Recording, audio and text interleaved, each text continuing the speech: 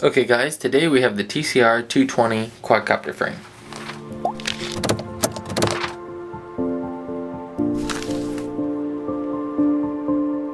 Alright, so here we have the TC-R220 frame from Banggood. So let's go ahead and just open up the box. I've already cut it open.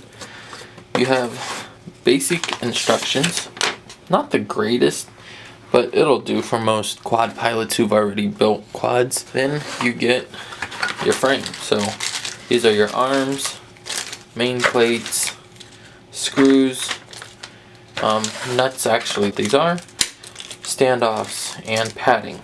This frame here costs I think $28 or $29. You literally can't buy the carbon fiber, a sheet of carbon fiber, for the price you pay for the frame. So now that a majority of the parts are out of the bags, we can see that the cut on this is actually really good. This frame, they actually sent an extra piece that didn't come in the original one. Basically this goes on the bottom of the frame to add a little more rigidity to it, so that's nice. These are your bolts. These are the nuts, which if you haven't seen some of the cool features of this frame, which is based off the QAV-R220, it uses these aluminum basically bolts. We'll set these down here. And so what it is you can put these on the frame, and what they really are boasting is that you can replace an arm without having to tear apart the whole quad. And so that's what they were doing when the guys who built the QAV-R220 did, was to try and make it so that you could replace an arm in, I think they say, like 15 minutes. There's a special power distribution board that you can actually buy for this, which is like $20 from Luminaire. So standoffs, you know, the bolts, they actually even send you with 4 soft pads, which uses tape from 3M, which is awesome to see that on this low of a cost object. So these will, you know, stick onto your arms or whatever to provide a softer landing. So getting into the basics, let's get a caliper in here. Let's see what each arm is. So our caliper is zeroed. So we'll go ahead and pull that. And these measure 4.2. So you're getting 4.1, 4.2. So it's nice to see that the arms at least are coming in thicker than they're even told to be. The frames, I don't even remember what they said the frames would be, but this one here, your bottom one, is a 2mm frame, which it'd be nice to see maybe a little thicker. The top frame is 1.4, which I think was said to be 1.5, so a little under on that.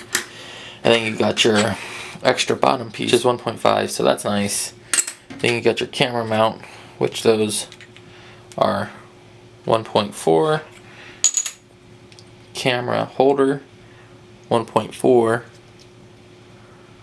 And then the other camera bracket, which is 1.5. Measurements add up to what they should be, so that's really nice. What we're going to go do is put this together and see what it looks like all done up.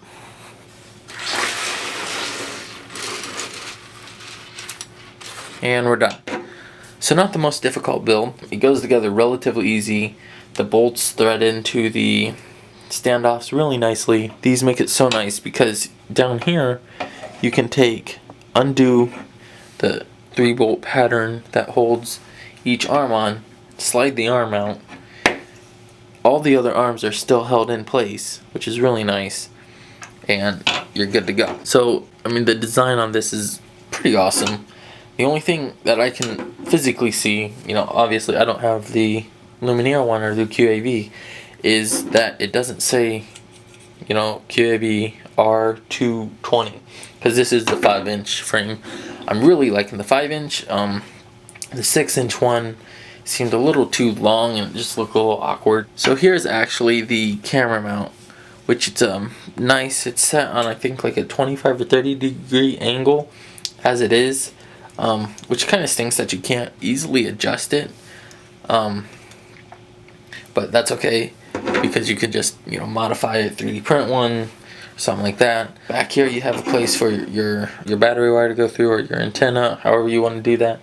They actually have really cool is for a zip tie to go through, saying you put your transmitter right here, your FPV transmitter, you can zip tie it down there, and this is even open that you could, if you have dip switches on your transmitter, change your dip switches right there. So really nice.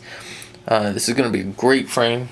So the setup I'm going to be running on this quad is going to be the red bottoms, 2205, 2300 kV motors with little B 20 amp ESCs, and I'm actually going to be building 2 of these, and they're going to be built, the one with the Naze board, and then the other one the same parts, just with RC Explorer's new F3 board that just came out, and be looking for the review of that board and the unboxing of it. So that's really it, guys. If you have questions about this frame or where to get it, just leave a comment below. Don't forget to hit that like button, subscribe, keep flying, and we'll see you next time.